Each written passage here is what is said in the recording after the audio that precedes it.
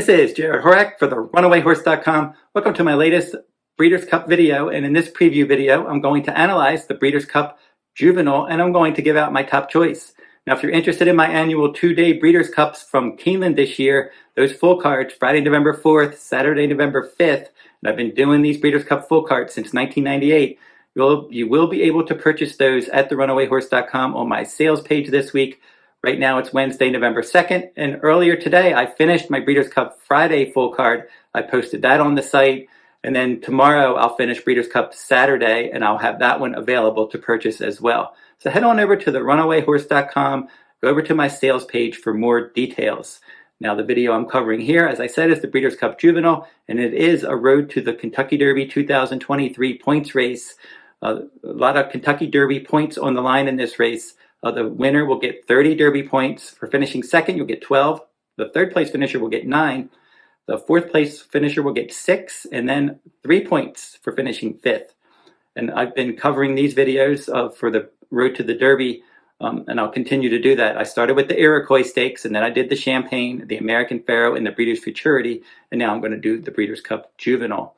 And I'm going to be covering all of those Derby points races.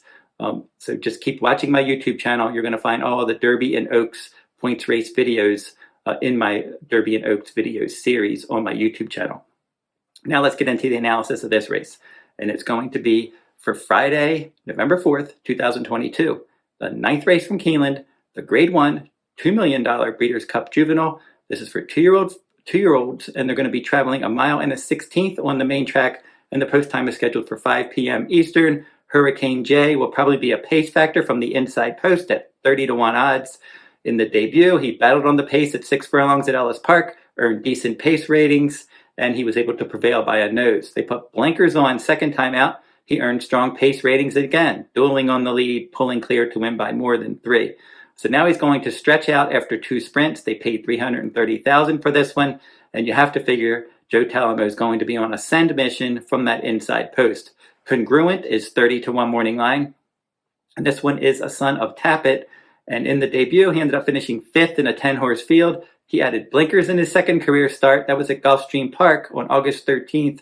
And in that race, he chased from second. He won by more than 2. And then the show finisher was the next out winner. In his third race, he stretched out to 1 mile at Delaware Park. And that race, he ended up chasing from second and then finishing third, up beaten 9 lengths. The winner ran away with that one, and he just did hold third by a neck. And then last time out, the Laurel Futurity, a race originally scheduled for the turf. It was run at 1 mile on a sloppy main track on October 1st. He chased from third, he led, and then he pulled clear to win by more than 2 lengths. And then the runner-up was more than 6 lengths clear of the rest. So his speed ratings are on the improve, but he does meet a very good field in here. Jose Ortiz is going to ride. Cave Rock is your 4 to 5 morning line favorite, and he should be all over the pace. This one is a son of Arrogate for trainer Bob Baffert. Bellamy Road is the dam sire for this one. 6.5 furlong debut at Del Mar. He was just really fast early. He broke on top, and he just widened throughout, and he won by 6 lengths, and that was a fast race for that 6.5 furlong distance. Second time out at 7 furlongs, the Grade 1 Del Mar Futurity. He didn't break fast there. From post 7 in a 9-horse field. He did break 7th, but he recovered quickly. He got right to the front, and he's just so quick running those fractions once he gets up there, and he just widens throughout, and he did the same thing in that Del Mar of Futurity. He won by more than 5 lengths, and he was the heavy favorite there. And then last time, he stretched out in distance in the American Pharoah Stakes, and he didn't have the greatest start. If you watch it, he kind of stuttered a little bit at the start, but then he just recovered so quick, and then he just took over right away, and he won by more than 5 lengths. So all 3 races were very fast. He was the favorite in each race. They paid $550,000 for this one, and if he runs back to any of the 3 speed ratings that he earned in his first 3 starts, he's going to be a low odds winner under Juan Hernandez. Number 4 is Forte for trainer Todd Pletcher. This one is a son of violence, and they paid $110,000 for this one. And in his debut, he romped by 7 lengths as the heavy favorite. And that was a strong outfield because the second place finisher was more than 8 lanes clear of the rest. And then the third place finisher was clear, and it was a 5-horse field. Second time out, he went from 5 furlongs to 6 furlongs at Saratoga in the Sanford Stakes. In that race, he was just sitting back in mid-pack in a 12-horse field, and he just never really made a lot of headway in the stretch. He ended up finishing fourth, beating 5 lengths. And just a nice, it was an even effort. It wasn't a bad effort. He just didn't really take off and improve from start 1 to start 2. But since then, he's been really good. In his third start in the slop at Saratoga in the Grade 1 Hopeful, he was my value top choice there. I was surprised that he went off 6-1. He sat back in 5th in a 6-horse field. He took over in the stretch and he won by more than 3 lengths. And then in the Breeders' Futurity, he stretched out in distance to 1 mile and a 16th at Keeneland last time out. 14-horse field, sat in mid-pack. He went after Loggins in the stretch. They had a nice stretch battle, and he outfinished that one by a neck. Loggins was more than 6 lengths clear of the rest. So this one should get some pace help in this race, and look for him to make a nice forward move again. I wouldn't be surprised in his third start after a layoff. Irad Ortiz Jr. will ride. Number 5, Verifying, 10-1 morning line. This one is the son of Justify. They paid $775,000 for this one, and he did not disappoint in his debut at Saratoga. He was the heavy favorite. He got right to the front. He won by a length and 3/4. Second time out, he was in the Grade 1 Champagne. He stalked from third. He led, and then he couldn't hold that lead, and he ended up finishing second. Not a bad effort there. And now he's going to stretch out around 2 turns in his third career start for trainer Brad Cox. Joao Rosario is going to ride back, and he's one that will probably stalk the pace in here. Number 6, Blazing Sevens. He's 6-1 morning line for trainer Chad Brown. This one is a son of Good Magic, and Good Magic was a Breeders' Cup Juvenile winner for trainer Chad Brown.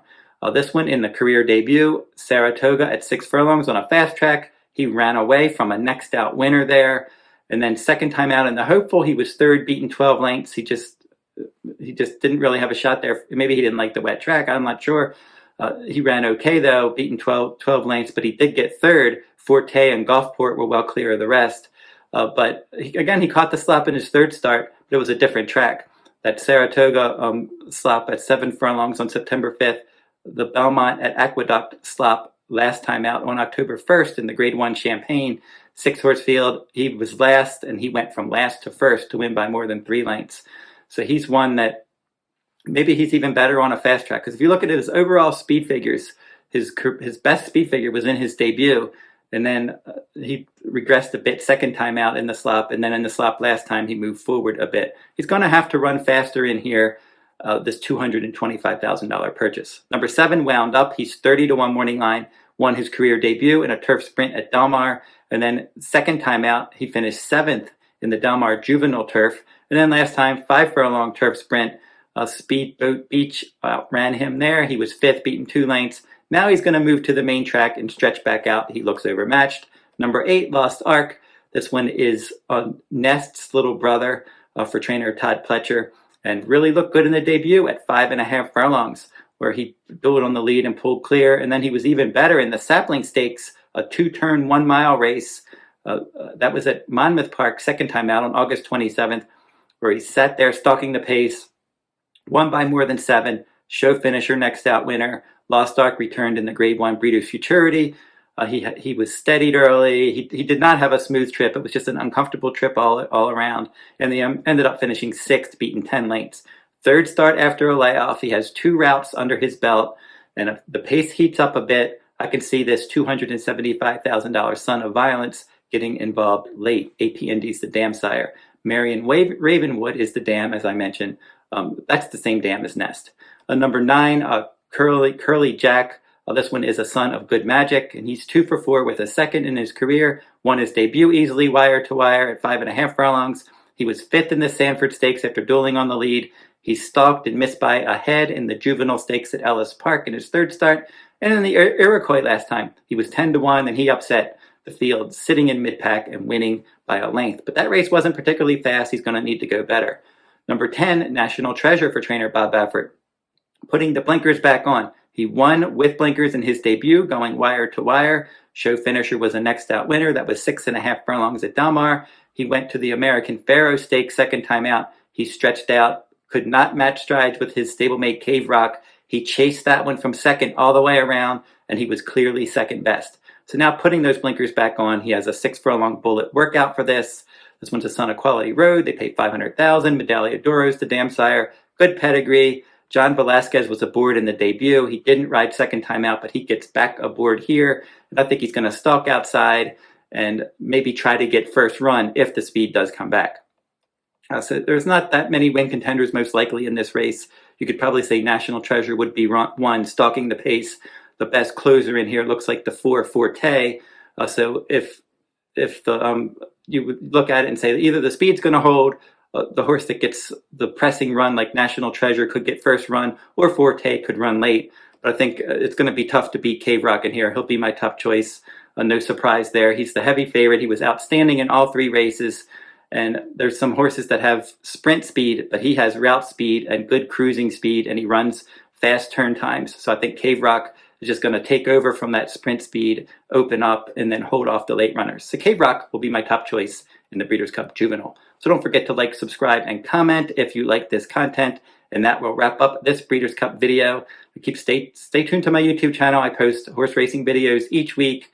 And I'm going to be doing some Breeders' Cup recaps when the Breeders' Cup's over, and then look at some more stakes races from around the country, especially those Kentucky Derby and Kentucky Oaks Points races as part of those video series that I do every year. So that'll wrap up this video. Until I see you next time, good luck at the races.